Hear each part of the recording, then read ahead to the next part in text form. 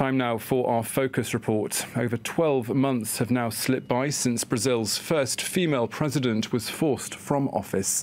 The Senate voted 61-20 to impeach Dilma Rousseff on corruption charges.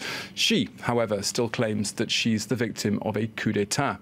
Her opponents hoped that her departure would usher in a new dawn for Brazil, but her successor, Michel Temer, now holds the reins of a rather divided nation with massive economic woes and a political class that's allegedly rife with corruption.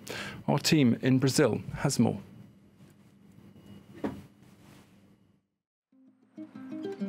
Brasilia, in front of the seat of power, while members of parliament once more debate the fate of President Michel Temer, the square of the Congress is deserted. But a little more than a year ago, when his predecessor was in problems, thousands of Brazilians were in favour of the dismissal of Dilma Rousseff for manipulation of the public accounts. The right supported her vice president, Michel Temer. The left denounces a coup d'etat. Slogans of Temer out are everywhere. Then the Lava Jato, or car wash inquiry, Brazil's biggest corruption scandal, implicates more politicians. The president of the Chamber of Deputies is imprisoned. Michel Temer accused of passive corruption with supporting evidence. The country sinks into one of its gravest crises since the military dictatorship, which one army general thinks should return.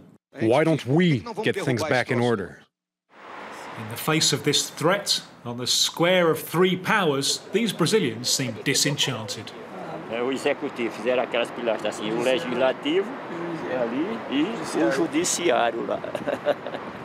They're all corrupt, and nobody is ever punished. That's why in the end people have gotten tired and no longer want to get involved. Well, I feel powerless because as long as Michel Temer has a majority in parliament, no one's going to kick him out of power. But a small group of members of parliament are trying to do just that. This is the second time an impeachment procedure against Michel Temer will be discussed here in the Chamber of Deputies, and it's Mariana Carvalho who will be reading the charges for the next 6 hours. Mariana Carvalho supported Michel Temer in the impeachment of Dilma Rousseff and has been in favour of some of his policies. Her group have been nicknamed the Blackheads, a young, disappointed right who've turned against the president, but still a minority in parliament. Unfortunately, opening an investigation against the president requires Congress approval, and that's proving hard to achieve. Because many deputies are also corrupt. Exactly. Many of them are also being investigated for corruption. In the light of endless scandals of the car wash inquiry which implicate President Temer and his allies, the Blackheads have faith in the legal system. We believe no one is above the law, no matter how high his position. A politician may be investigated. Nothing weakens our system more than leaving things unresolved and not prosecuting those who deserve it. We took the bad habit of burying our head in the sand and believing that nothing can change in this country. So yes, we are undergoing a political crisis, but the worst thing would be to pretend that everything is fine. But some specialists feel that Brazil is already weakened. For political analyst Michel Freitas, another removal of a president, however justifiable, would be difficult when the previous one has caused so much damage. The best way to remove a faulty government is not through impeachment, but by voting, through the ballot box, when the next elections show up.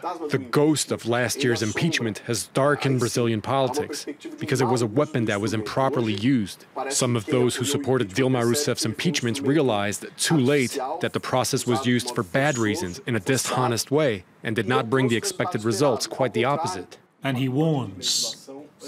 If people no longer trust political leaders and parties, that they leave everything to the judges and prosecutors, then we will see an erosion of the political system, which can become very dangerous.